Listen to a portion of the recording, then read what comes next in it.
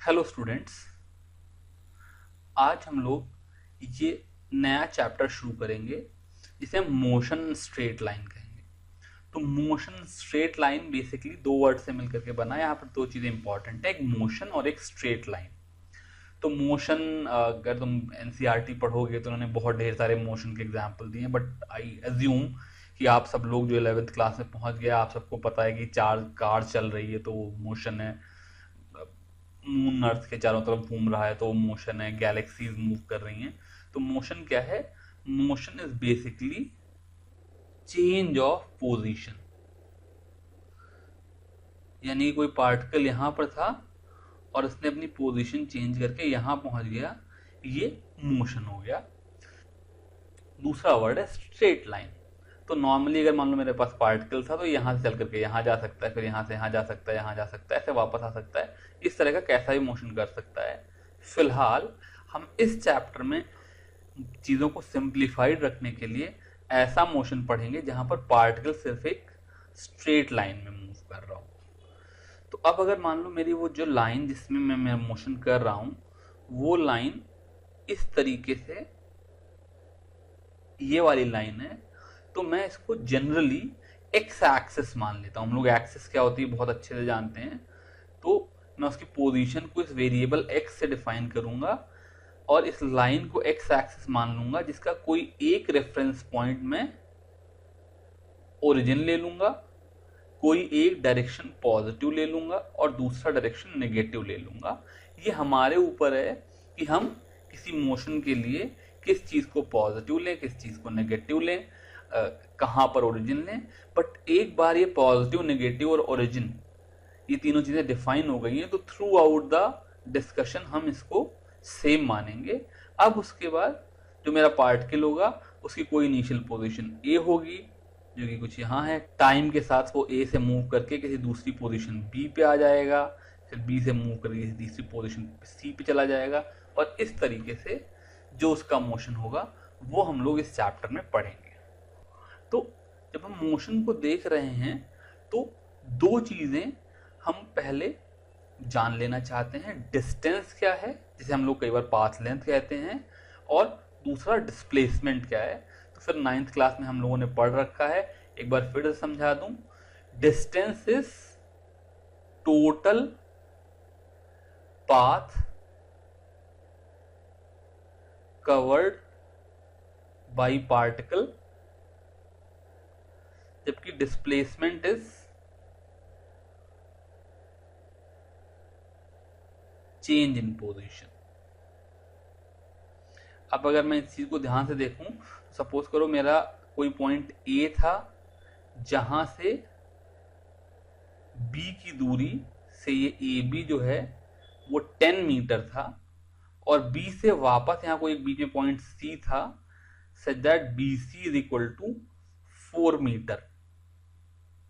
तो अगर मैं ए को ओरिजिन ले लूं और इस डायरेक्शन को पॉजिटिव एक्स एक्सिस ले लूं, तो जो ए है इसको मैं x इज इक्वल टू 0 से डिफाइन कर सकता हूं, b को x इज इक्वल टू 10 से डिफाइन कर सकता हूं बिकॉज ए बी की वैल्यू 10 है, और c को मैं x इज इक्वल टू 6 से डिफाइन कर सकता हूं बिकॉज अगर ए बी की वैल्यू 10 है और बी सी की वैल्यू 4 है तो a से c की दूरी 6 यूनिट होगी। अब अगर मान लो मेरा मोशन जो है वो A से B और फिर B से C है, तो इस प्रोसेस में जो डिस्टेंस या पाथ लेंथ है उसकी वैल्यू 10 प्लस 4 यानी कि 14 मीटर हो जाएगी। ये मेरा डिस्टेंस या पाथ लेंथ है। लेकिन जो मेरा डिस्प्लेसमेंट हो जाएगा वो फाइनल पोजीशन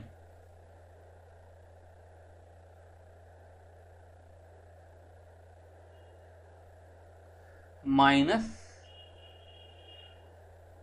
इनिशियल पोजीशन है, क्योंकि चेंज इन पोजीशन है। जो भी मेरी फाइनल पोजीशन थी और जो इनिशियल पोजीशन है इन दोनों का डिफरेंस हो जाएगा, और मेरी फाइनल पोजीशन सी है जिसके लिए एक्स की वैल्यू है xc जो कि एक्चुअली 6 मीटर है, और मेरी इनिशियल पोजीशन a है, तो मेरा डिस्प्लेसमेंट xc माइनस x हो जाएगा, which will be 6 minus 0 6 metre. Clearly हम यहां पर क्या पा रहे हैं कि displacement is less than distance. तो इन जनरल मैं ये बात कह सकता हूं कि for any motion displacement is always less than और इक्वल टू डिस्टेंस ट्रेवल्ड। अगर मैं पिछले वाले एग्जाम्पल को देखूं तो जो मेरा डिस्टेंस था ये 14 मीटर था, और जो मेरा डिस्प्लेसमेंट था वो 6 मीटर था। यहां पर डिस्प्लेसमेंट लेस देन डिस्टेंस था। लेकिन एक कोई दूसरा केस लूं, सपोज खाली मैं ए से बी तक के ही मोशन को अपना मोशन मानूं, तो यहां पर डिस्प्लेसमेंट भी एक्स बी माइनस एक्स ए यानी कि 10 माइनस 0 10 यूनिट होगा, और मेरा डिस्टेंस ट्रेवल तो 10 मीटर होगा ही। तो यहां पर displacement will be equal to distance travelled होगा। तो in general displacement is always less than और इक्वल टू डिस्टेंस ट्रेवल्ड। इसमें ध्यान देने वाली बात क्या है कि जब तक पार्टिकल किसी एक जगह इनिशियल पोजीशन ए से शुरू होकर के अगर सिर्फ एक ही डायरेक्शन में मूव करता रहेगा, तो यहां पर डिस्प्लेसमेंट इक्वल टू डिस्टेंस होगा। चाहे ए से बी पॉजिटिव की तरफ जाए चाहे नेगेटिव की तरफ जाए, पर हमेशा एक ही डायरेक्शन में चलता रहे, अपना डायरेक्शन कहीं चेंज ना करे, तो डिस्प्लेसमेंट और डिस्टेंस इक्वल होंगे। जब भी पार्टिकल किसी एक डायरेक्शन में चलना शुरू करके और वापस लौटेगा, तो वह जब वापस लौटना शुरू करेगा यानी कि जब भी अपना डायरेक्शन चेंज करेगा, तो वहां पर डिस्टेंस तो बढ़ता जाएगा बिकॉज उल्टा चल रहा है, लेकिन डिस्प्लेसमेंट कम होने लगेगा, और इस केस में डिस्प्लेसमेंट लेस देन डिस्टेंस वाला केस हो जाएगा। इसीलिए इन general displacement is always less than और इक्वल टू डिस्टेंस। अब जब मैं डिस्प्लेसमेंट और डिस्टेंस समझ गया, जो कि हम लोगों ने क्लास 9 में कर ही रखा है, तो मैं फिर दो और कॉन्सेप्ट समझाता हूं, एवरेज वेलोसिटी और एवरेज स्पीड का। एवरेज वेलोसिटी इज यहां मैंने डिफाइन किया x2 minus x1 by t2 minus t1। इसका मतलब किसी टाइम t1 पे, यहां पर मैं अगर टाइम लिखूं और यहां पर पोजीशन लिखूं, तो किसी टाइम t1 पे पार्टिकल की पोजीशन x1 थी, और किसी टाइम t2 पे पार्टिकल की पोजीशन x2 थी। तो velocity is change in position. x2 minus x1 क्या है? चेंज इन पोजीशन, जिसको मैं डेल्टा x से डिनोट करूंगा। अब बहुत से बच्चे इस लेवल पे आकर के इससे कंफ्यूज हो जाते हैं। ये डेल्टा जो है ये एक साइन है जिसका मतलब होता है चेंज। तो जैसे मान लो कहीं पर डेल्टा x लिखा है, तो इसका मतलब है चेंज इन x, क्योंकि यहां पर x2 माइनस x1 हो गया, upon delta t। Delta t क्या हो गया? Change in time. तो average velocity is change in position by change in time. एक छोटे से एग्जांपल से लेकर के चलें, तो सपोज करो पिछले केस में ए पर जब पार्टिकल था तो टाइम जो था उसकी वैल्यू 0 सेकेंड थी, और उस समय x की वैल्यू 0 थी ही। फिर जब b पे पहुंचा तो टाइम की वैल्यू सपोज करो 10 सेकेंड थी, और x की वैल्यू 10 मीटर थी। और फिर c पर जब पहुंचा तो टाइम की वैल्यू से 14 सेकेंड हो गई, और x की वैल्यू 6 मीटर हो गई। तो अगर मैं a से c वाली जर्नी के लिए एवरेज वेलोसिटी निकालूं, अब यहां पर इंपॉर्टेंट बात यह है कि जब मैं एवरेज वेलोसिटी की बात करूंगा तो वो किसी एक स्पेसिफिक टाइम इंटरवल के लिए होगी। अभी तक हम लोग जब छोटी क्लास में वेलोसिटी की बात करते थे तो हम कहते थे इस चीज की वेलोसिटी 3 मीटर पर सेकेंड है, विच मीन्स हम ये मानते थे कि वेलोसिटी हमेशा ही 3 मीटर पर सेकेंड होगी। पर रियल लाइफ में जब बॉडीज मूव करती हैं तो उनकी वेलोसिटी घट सकती है, बढ़ सकती है। तो जब भी मैं वेलोसिटी की बात करूंगा 11th क्लास में आकर के, तो मैं velocity over a given interval of time की बात करूंगा, और वो मुझे पता होना चाहिए। तो यहां पर ए से सी के लिए अगर मैं एवरेज वेलोसिटी की बात करूं, तो ये मेरा change in x by change in time हो जाएगा। जो चेंज इन एक्स है उसकी वैल्यू कितनी हो गई, 6 minus 0। Final position 6, initial position 0, और divided by change in time कितना हो गया, 14 minus 0। Final time 14, initial time 0। इसलिए ए से सी वाली जर्नी के लिए जो एवरेज वेलोसिटी है उसकी वैल्यू 6/14 मीटर पर सेकेंड हो गई। इसको तुम चाहो तो 3/7 मीटर पर सेकेंड भी लिख सकते हो। अब अगर इसी प्रॉब्लम में मैं अपना मोशन ए से सी की बजाय ए से बी के बीच में देखूं, तो जो मेरी एवरेज वेलोसिटी इस बार आ जाएगी, फिर से उसकी वैल्यू हो जाएगी change in x by change in time.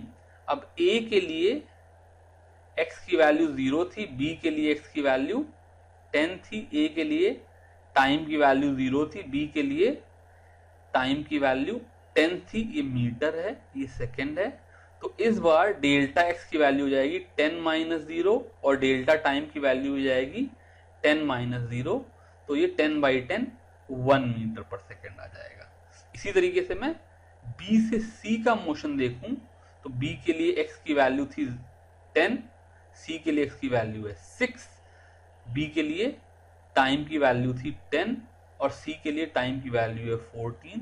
तो इस बी सी वाली जर्नी में अगर मैं एवरेज वेलोसिटी देखूं, एवरेज लिखना भूल गया, एवरेज वेलोसिटी देखूं, तो इसकी वैल्यू फिर से हो जाएगी delta X by delta T, जिसकी वैल्यू हो जाएगी X C minus X B, final minus initial upon T C minus T B, final time by initial time, इसकी वैल्यू हो जाएगी 6 माइनस 10 अपॉन 14 माइनस 10, और ये -4/4 हो जाएगा, जो कि -1 मीटर पर सेकेंड हो जाएगा।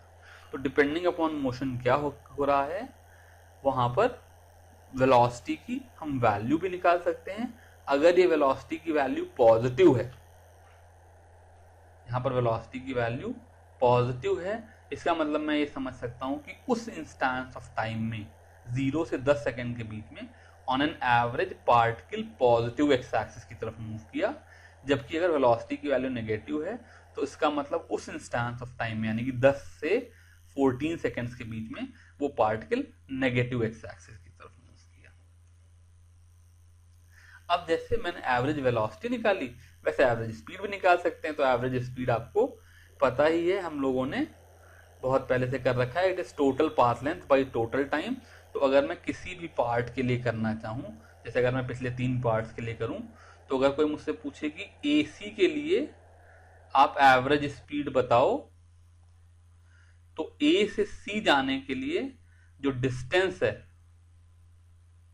मैं तुमको बताया था 14 मीटर का था, और टाइम जो था वो भी 14 सेकेंड था। इसलिए एसी वाली जर्नी के लिए जो एवरेज स्पीड है वो 14/14 1 मीटर पर सेकेंड हो गई।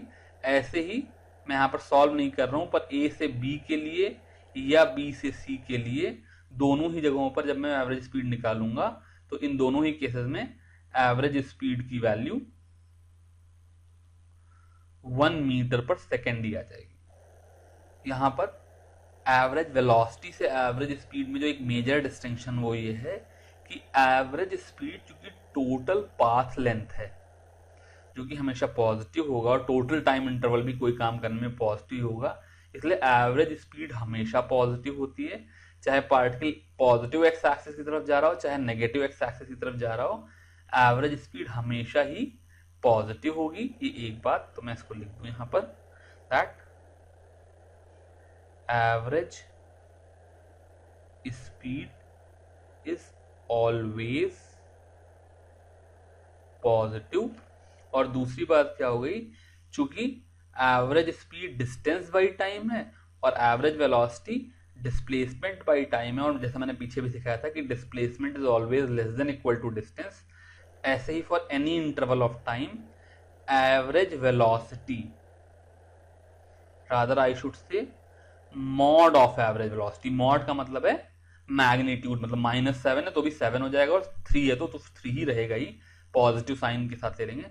Mod of average velocity is always less than equal to average speed. यहां मॉड लगाने की जरूरत नहीं है बिकॉज तो हमेशा पॉजिटिव। ये दो बातें और आ गई। अभी तक जो हम लोग distance, displacement, average speed, average velocity, ये सारी बातें कर रहे थे, ये नंबर के टर्म्स में कर रहे थे। यानी कोई मुझे बता दे कि ए की पोजीशन ये है, बी की पोजीशन ये है, सी की पोजीशन ये है, तो मैं उस इंटरवल में कितना डिस्टेंस ट्रेवल्ड हुआ या कितना डिस्प्लेसमेंट हुआ ये बता सकता हूं। और अगर साथ में उनके टाइम भी दे दे तो उनकी वेलोसिटी या एवरेज स्पीड भी बता सकता हूं। अब हम लोग क्या करेंगे, इसी चीज को ग्राफ से समझने की कोशिश करेंगे। ठीक है, तो मेरे पास एक चीज है पोजीशन टाइम ग्राफ। जैसे हम लोग ग्राफ जानते हैं, ग्राफ बेसिकली दो क्वांटिटीज के बीच में प्लॉट किया जाता है। तो मेरे पास एक ग्राफ होगा जहां पर एक्स एक्सिस पे टाइम होगा और वाई एक्सिस पे पोजीशन होगी, जिसको मैं फिलहाल एक्स से डिनोट कर सकता हूँ। हालांकि वेरिएबल है तो वाई भी हो सकता है, जेड भी हो सकता है, यू भी हो सकता है, कोई फर्क नहीं पड़ता। बट जनरली हम लोग यहाँ पर पोजीशन को एक्स से डिनोट करते हैं। तो पोजीशन टाइम ग्राफ क्वालिटेटिवली देखें। क्वालिटेटिवली मतलब हम एग्जैक्टली कोई वैल्यू नहीं कैलकुलेट कर रहे हैं, खाली टाइप ऑफ ग्राफ्स के बारे में देखें।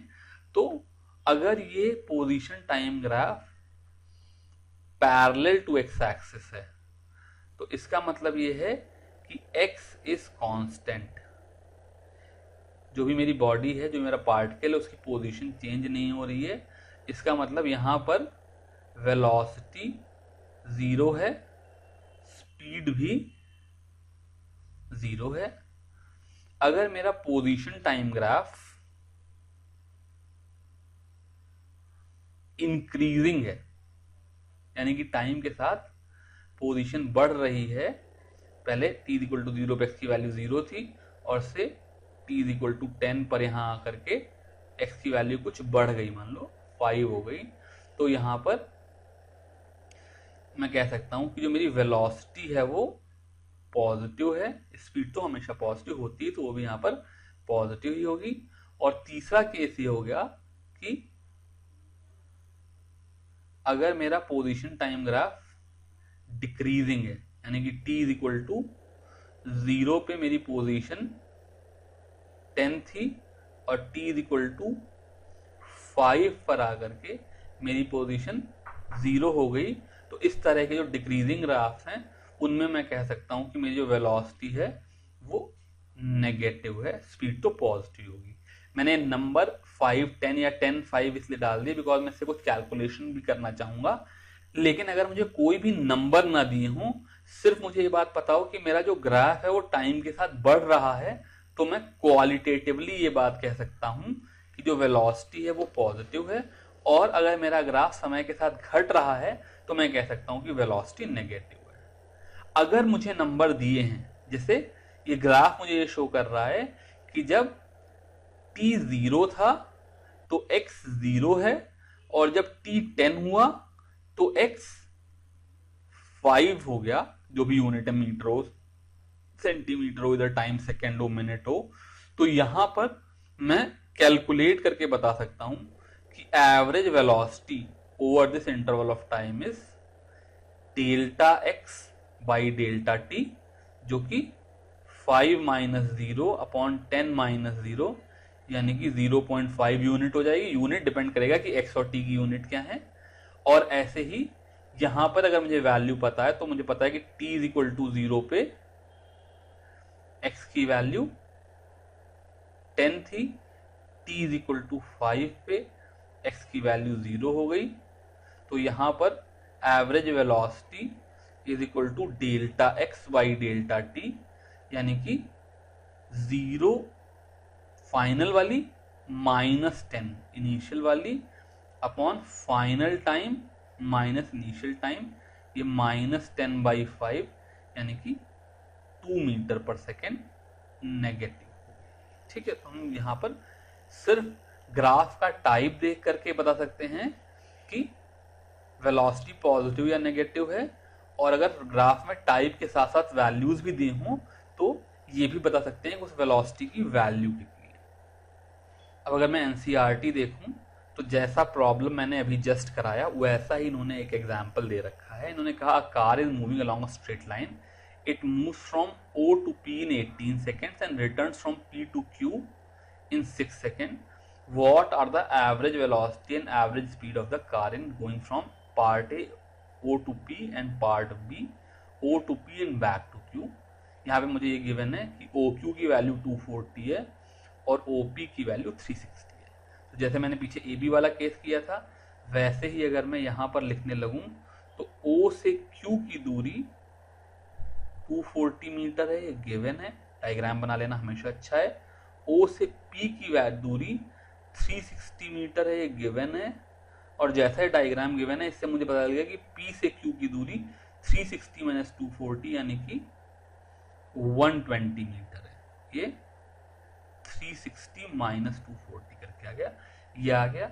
अब मैं एक एक पार्ट करके करता हूं।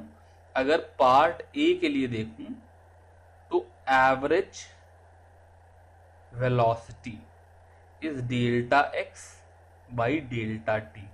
तो पार्ट ए में मुझे ओ से पी पे जाना है, इसलिए मेरा फाइनल एक्स जो है वो हो जाएगा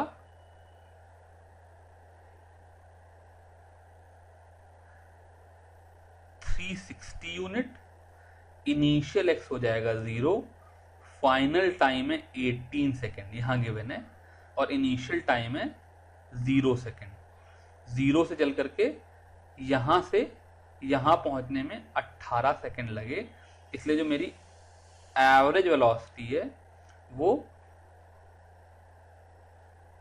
360/18 यानी कि 20 मीटर पर सेकेंड हो जाएगी।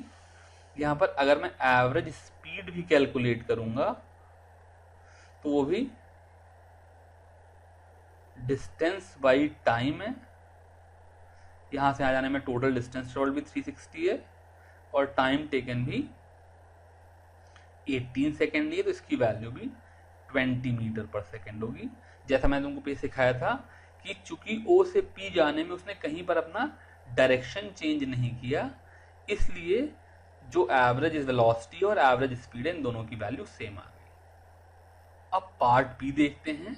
इस बार जो मेरा मोशन है वो O से P तक गए हैं, जो कि फिर से मैं यहां पर लिख दूं 360 मीटर है, और फिर P से Q पे गए हैं जो कि 120 मीटर है, और O से Q के बीच का डिफरेंस तो 240 मीटर है ही गिवन है।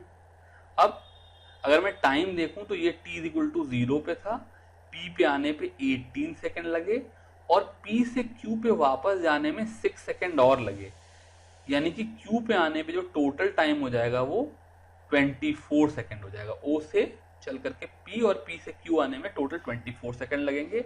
अब यहां पर जो मेरी एवरेज वेलोसिटी हो जाएगी, जिसको मैं x2 minus x1 upon t2 minus t1 लिखता हूं, तो उसकी वैल्यू जाएगी x2 मतलब फाइनल पोजीशन, तो ये 240 हो गई, minus initial position 0 upon final time 24 second minus initial time 0, ये सेकेंड है, इसको हटा ही देते हैं यहाँ से, तो ये 240/24 10 मीटर पर सेकेंड आ जाएगा। एवरेज वेलोसिटी मेरी 10 मीटर पर सेकेंड आ गई। लेकिन अगर मैं एवरेज स्पीड देखूं तो ये डिस्टेंस बाई टाइम है। अब जो टोटल डिस्टेंस ट्रेवल्ड है वो पहले 360 मीटर O से P जाने में और फिर 120 मीटर P से Q आने में, यानी कि डिस्टेंस ट्रेवल्ड में ये दोनों ऐड हो जाएंगे तो ये 360 प्लस 120 यानी कि 480 मीटर चला गया in a total time of 24 second. इसलिए एवरेज स्पीड की value 480 by 24 which is 20 metre per second आ गई। क्लियरली यहाँ पर जो मेरा पार्टिकल है, जो मेरी कार है, उसने अपना डायरेक्शन चेंज किया, इसलिए यहाँ पर उसकी एवरेज वेलोसिटी उसकी एवरेज स्पीड से कम आ गई। With this we finish this topic. Thank you very much. अगला टॉपिक नेक्स्ट क्लास।